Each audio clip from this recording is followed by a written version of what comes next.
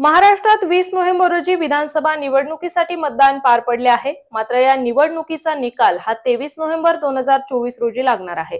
मात्र आता निकाल लागण्यापूर्वीच एक्झिट पोलचे अंदाज समोर आले आहेत। तर या एक्झिट पोलच्या अंदाजानुसार महाराष्ट्रात भाजप सर्वात मोठा पक्ष ठरणार असल्याचा अंदाज वर्तवला जात आहे। तर काँग्रेस सर्वाधिक फायदा होणारा पक्ष ठरणार असल्याचं दिसून येत आहे। मात्र या विधानसभेत अजित पवारांचा राष्ट्रवादी काँग्रेस हा पक्ष 6व्या क्रमांकाचा पक्ष ठरणार असल्याचा पोलचा अंदाज आहे। कारण राष्ट्रवादी काँग्रेस पक्षाचे अजित पवार यांनी बंड करून भाजप आणि शिवसेना शिंदे गट यांच्या महायुतीत येण्याचा निर्णय घेतला।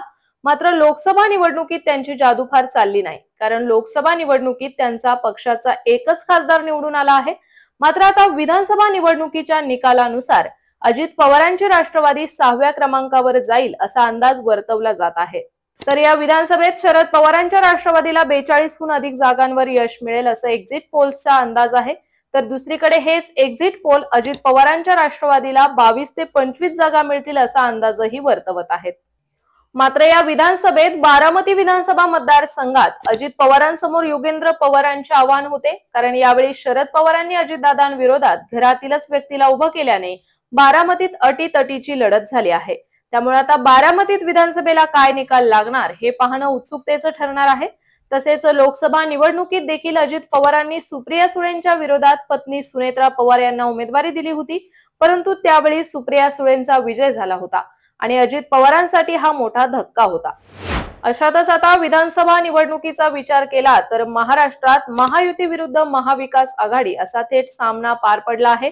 मात्र यानंतर आलेल्या एक्झिट पोल्स मध्ये भाजप हा पक्ष क्रमांक 1 चा ठरणार आहे, तर काँग्रेस क्रमांक 2 चा पक्ष असणार असा अंदाज वर्तवला जात आहे।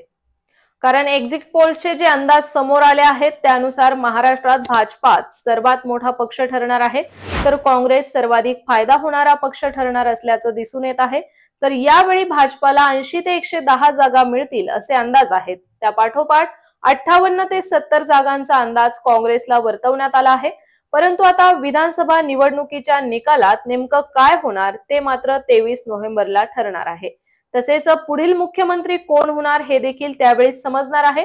तर मंडळींनो, तुम्हाला हा व्हिडिओ कसा वाटला आम्हाला कमेंट करून नक्की कळवा आणि व्हिडिओ आवडल्यास व्हिडिओला लाईक करा, शेअर करा आणि असेच माहितीपूर्ण व्हिडिओ पाहण्यासाठी आपल्या स्प्रेड इट YouTube चॅनलला नक्की सबस्क्राइब करा।